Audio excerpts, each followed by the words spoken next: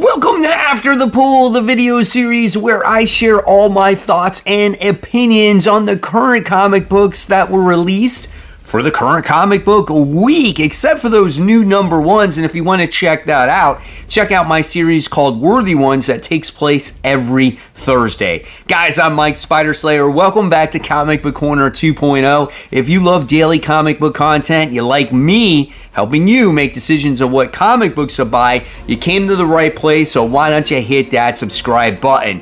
This week's episode is a little bit different because we got a mix of the current comic books that were released, and we also had free comic book day books that were released.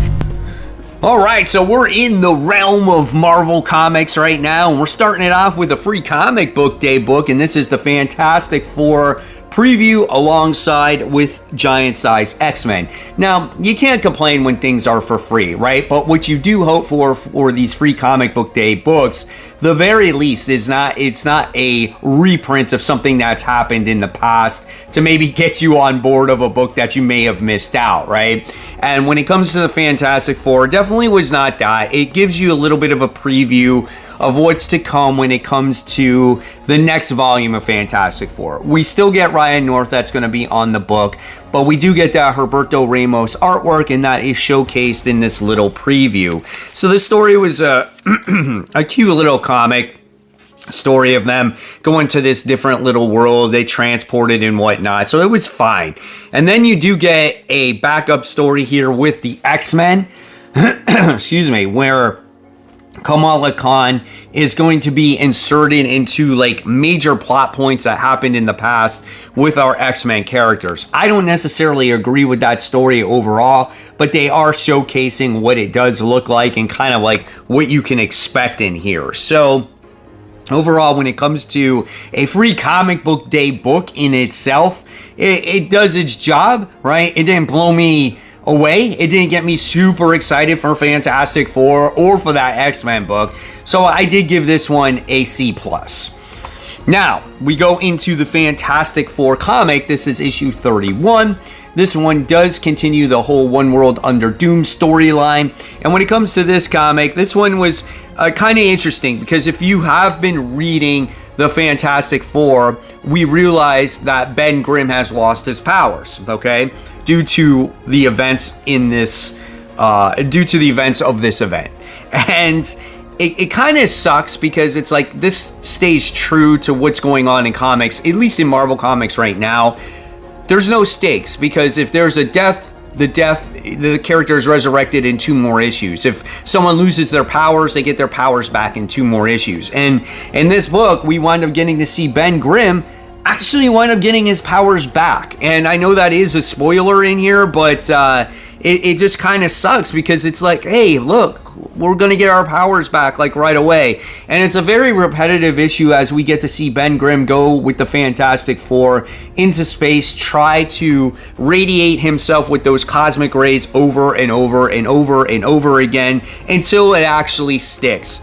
But what happens to the Fantastic Four that it affected in a different universe? That's something that you'll have to read for yourself and find out. So this one wasn't bad. I mean, it was good. It's just like, God dang, why can't we see a character go through adversity at all? I also gave this one a C+. The next book we're talking about from Marvel is Red Hulk. This is issue 3. This is another story that's under One World Under Doom. These are the 2 books that I continue to follow. And when it comes to this book, it's actually just fun. I have a great time with Thunderbolt Ross trying to escape the clutches of Dr. Doom with Deathlock and Machine Man. I mean, it's cool. And in the beginning of this book, you wind up getting to see all these Doombots that form together to make one gigantic Doombot, give Thunderbolt Ross like this warning, and the Hulk or Thunderbolt Ross can't change into the Red Hulk. He needs some more radiation, and there's this destination, I forgot how many kilometers it is away, that he needs to get to so he can change into the Red Hulk so he can face off against Doom. So it is a desperate race against time before Doom actually catches him. The actual Doombots alert Dr. Doom of what's happening, and it looks like Dr. Doom is going to take matters in his own hands. This was a really fun book. Again, I continue the praise on this one. This is a B plus for me. Next, we go on to the Amazing Spider-Man and Ultimate Universe free comic book day issue. Now, this is a book that is quite interesting because it does have to deal with what's going on in the events of the Amazing Spider-Man run that just started. And if you read the first issue of Amazing Spider-Man, we've gotten to see Norman Osborn almost got assassinated, right? And we wind up getting to see that person that Norman Osborn beat the hell out of last issue in the hospital bed, and he winds up this guy winds up killing that guy, or almost tries to kill that guy, and Spider-Man actually intervenes with that. So why is he intervening? I'm not sure here. You get the artwork by John Romita Jr. It's not the best. He has interactions with Shay in this book, and I'm not gonna lie, like, Shay looks like this little kid. Like you would think she's like a little girl, right? So yeah, it's just kind of awkward and weird. But it's cool how it does touch on that story because I am interested in the Norman Osborn story. Now, the next part of this one has to deal with the Ultimate Universe, and this is cool because it's been a while since we got that first issue of Ultimate Universe where the maker presented the idea to Miles Morales to go to this Ultimate Universe, and Miles always said, no, I'm good, I'm gonna stay here, right? So it does catch up the reader on that situation with Miles, because we're getting ready to get that crossover that's happening with Miles and the Ultimate Universe, and it looks like things are starting to amp up when it comes to that. So it's called Ultimate Spider-Man Incursion. So yeah, that's pretty cool. So I thought this one was pretty solid too. That one got a B from me. But let's talk about the heavy hitter book of the week here. There is going to be a spoiler, so if you want to bypass Ultimate Spider-Man issue 16, you might want to do that, because this gives you the origin story of who Mysterio actually is in the book. You got the Great Chiquetto artwork that's in here, and I tell you something, man, I did not see this coming. But here's your spoiler. Gwen Stacy comes from a line of Mysterio characters, and there's like 4 or 5 different ones of them. They're like a cult. And I'm like, what? I'm like, I did not see that actually coming. And it was so interesting. And being the type of character that she is in the book, it makes sense now, because she's been hiding this secret and she's really tough, and oh my God, it was so good. And then you wind up getting to see the outcome of what happens to Harry Osborn in this book, and it all makes sense now. This book was an A+, absolutely top pick from me. This is something that you must be reading, guys. Oh my gosh, so good. And now we're into the DC realm, and unfortunately I only have one book to talk about, and that is the Free Comic Book Day All-In 2025 Special Flip book. There's 2 stories in here in one. I have the actual annual from Detective Comics, but I'm not gonna lie, I am not really interested in that book. I'm gonna read it just for fun, but to review, it's not really a big deal. It's an annual, right? And I don't think it ties into anything of what's going on.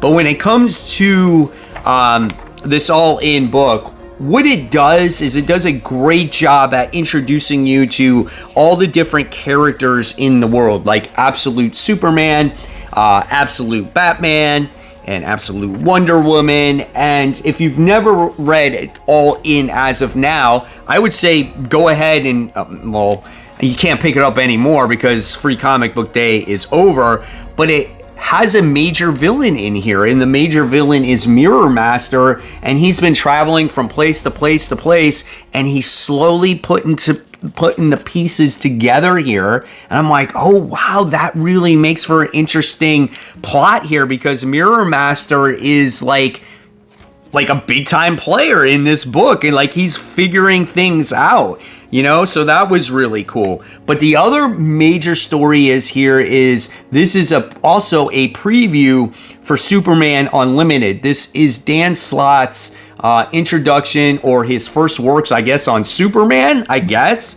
And you know, from what I read here, I thought it was really good, right? We get to see Superman deal with everyday stuff. It felt like a Superman book, and he has to stop this asteroid that's falling to the Earth, and there's something that's in this asteroid that messes things up for him. And I was like, oh dang, that's pretty intense. Now, from what I gathered, this is the actual pages of the issue 1 that is coming out, but obviously we're left with the rest of the story here. So I thought this was a great book for Free Comic Book Day for DC, even though it's only the one that they released. And however, for Free Comic Book Day, I think it does everything that it needs to do. I gave this one a solid A. Welcome to the realm of independent comic books. Between the new books and the Free Comic Book Day books, there was quite a few independents this week. The first one we're talking about is Rockefellers issue 5. I actually dropped this book, but it was still on my FOC, and so I was like, well, this is truly the last chance of this book, right? And when I read this book, it was all about the dog this time protecting their home. And I thought that was kind of cool because obviously I am a dog lover. And if you've been following this book, the family's been studying this eye. This eye is like an artifact for them. They're protecting it. It's a crucial thing. We get this mysterious bounty hunter that's been trying to find them and whatnot. And we get to see one of the little kids is like passed out, got sick, went to the doctor. And that's when the dog like kind of, you know, you find out more about the dog, how it's like a cyborg dog, and there's intruders in the house looking for stuff, and the dog goes after these intruders. And it was just a fun and entertaining read. But the key thing which you get out of this comic book is the end. And you kind of find out what that eye is and who the bounty hunter kind of is at the end of it. And I'm like, well, shit. Finally, after 5 issues, this is something that I can continue to read. And I actually really like this issue. So I gave this one a B+, and I'm going to continue to read Rockefellers now. It was just by chance, it wound up definitely working out for me. All right, the next book we're talking about is The Seasons. This is issue 4. So the cool thing about The Seasons is that we've been introduced to the characters in here, which is, you know, spring, fall, or spring, autumn, winter, summer, right? I think it shouldn't be that hard, right? So you got introduced to them, and then you wind up seeing Autumn trying to figure out, like, she's reading this literature of this myth that has happened in the past that's connected to this circus that has come to town that is like killing all these people. But we learn about the history of all this. We learn history about this guy who's got this mirror, and for 500 years he went wandering, and then what happens is after 500 years he goes into this sarcophagus, and then this woman winds up living. She was like a mummy. And so based off of the events that are going on in this book, right, it seems like it's all connected, and it's affecting the character Summer. And Summer is a character who's like a Kim Kardashian-like character. She's a model, very famous. There's always people around her. You can never please her. And they bring her into the tent, and there's a show that happens, and she is presented with a gift. And that gift, at the end of it, has to deal with that crazy mirror that you saw at the beginning of this comic book that has to deal with the history. The book has bright and vibrant colors, and I was like, damn, now shit is starting to get real. Now it's bringing in that Rick Remender, like, good storytelling in there, and I really like this one as well. This was probably my favorite issue of the bunch. I gave this one a B+. All right, the next book we're talking about is one of my favorite comics on these stands right now. This is My Walking Dead 2.0. It just comes to, it's just that fact of the matter there, because when it comes to Feral, it's like every time I pick it up, I cannot wait to dive into this comic book, just like the days when The Walking Dead has come out. It has that same tone, that same vibe, right? You can't wait to see what's going to happen with our with our characters, how they're going to survive, how they're going to escape the zombie apocalypse, which is the rabies apocalypse. Well, the cool thing is here is now we're getting introduced to new characters. You get introduced to the character Dog now, which is also really a lot of fun. His name is like Whoosh or something like that, if I remember right. And then you get introduced to this older cat. I forgot his name as well, but it was really cool because it was kind of a character piece trying to get to reset where these characters all are and them having to try to figure out a plan of how to get into the pet store and whatnot. And I really enjoyed it. And there is a moment in here where we get to see very gory and bloody moments with the dog that's protecting the little kittens, you know, Gigi's kittens. And this book was great, man. Even though I thought we were going to get into the pet store in this issue and we didn't quite get there, I do like how it slowed things down and it's building things back up once again. And that's kind of like what The Walking Dead did. So I really enjoyed this book. Top pick, A+ from me.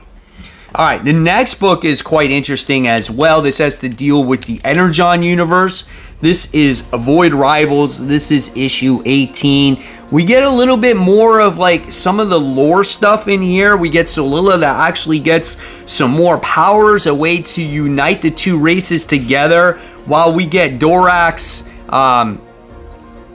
father talking to him saying we can't have unity between the two races. It will make for a complete disaster here. And we wind up seeing Solilla kind of make contact with Derek once again. And let's just say it doesn't go as planned. I do like the artwork in this book. However, no longer are we going to get this artist. We're going to get a new artist going forward. This does end a current story arc, and we're going to get a new story arc as well. Always a great book. I wouldn't say it's like my favorite book, but it is very well done. If you know Robert Kirkman's writing, you know what to expect. And so I wind up giving this one a B. Okay, the next book is just like a fun thing for me. I don't know what it is about this book. This is another zombie book. It's called Pinup Apocalypse. This is issue 2. I waited a long time for this comic book. This one's done by Massive, and this is about two females, one by the name of Foxy and Roxy. So I think that's Roxy. No, that's Foxy and that's Roxy. I think that's who it is, right? And this one girl with the red dress here, she's the one that went on the town. She wanted to get a nice red dress for her boyfriend because they were going to the prom. I think she just turned 18 or whatever it is. And then all of a sudden this bomb came and it radiated to people.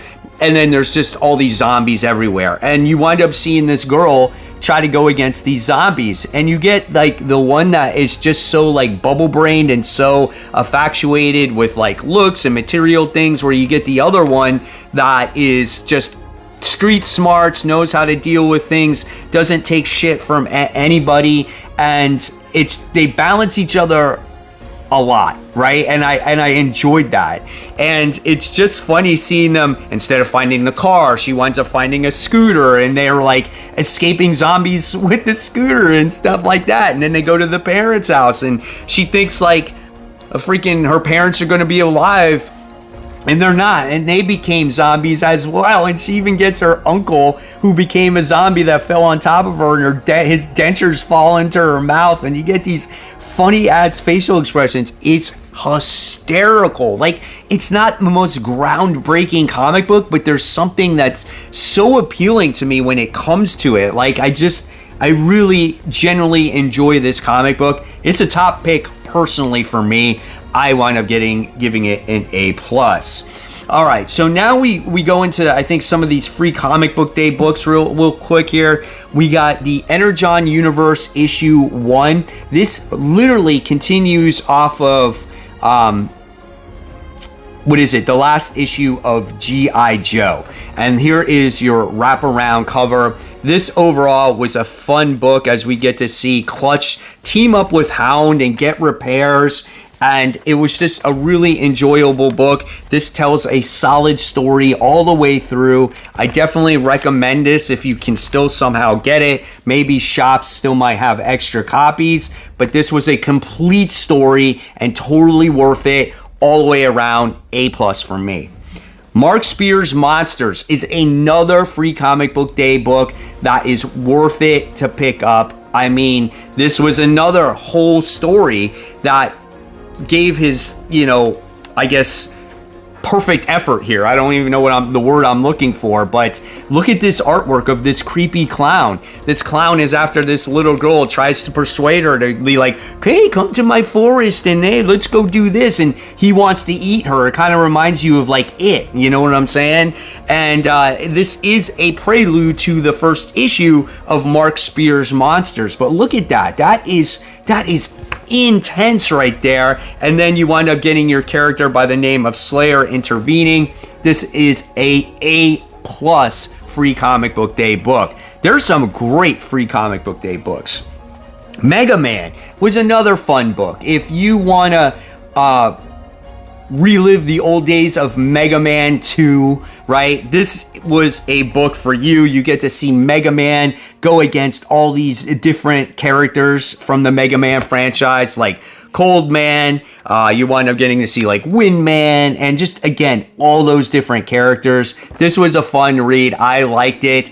And what this does is it introduces you to different one-shots of what's coming out. Mega Man Timelines, Mega Man X, Mega Man Zero, Mega Man 2, ZX, and then Mega Man Legends. And they're all a bunch of one-shots that come out. So this was a fun read as well.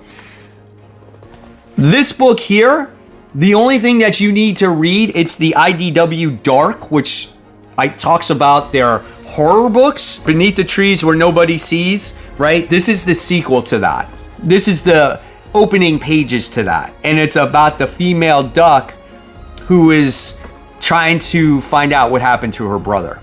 And yeah, that's what happens. And if you read the first series, you know what happened to the brother. Well, she's not going to give up hope on finding what happened to the brother there. So there's a little preview of that. That's what makes this worth it. The other ones, whatever. So there's that. And then we have Conan, Scourge of the Serpent. This was a fun little book of a young Conan the Barbarian when he was 17. And what this leads to is it leads to a book that's coming out very soon. I think it's in the Savage Sword of Conan, issue 10, and the Scourge of the Serpent, issue 1. So you just get to see Conan make a deal with this coward about finding this artifact that's going to make him a lot of money. That's basically what it was about. So it's just a lead into something that's coming out. The artwork was really good. I enjoyed it. But there you have it, webheads. Do you agree? Do you disagree? Leave me all those comments in the comment section below. There's more videos right here for you to click on. In fact, this was my Free Comic Book Day haul. All the free comic books I wound up picking up, and a mystery box, and some other stuff. And remember, guys, support those local comic shops. Keep buying, keep collecting, but more importantly, always read your comics so we can have great comic conversation. Guys, I'll see you tomorrow on Top 10 Most Pulled Comics.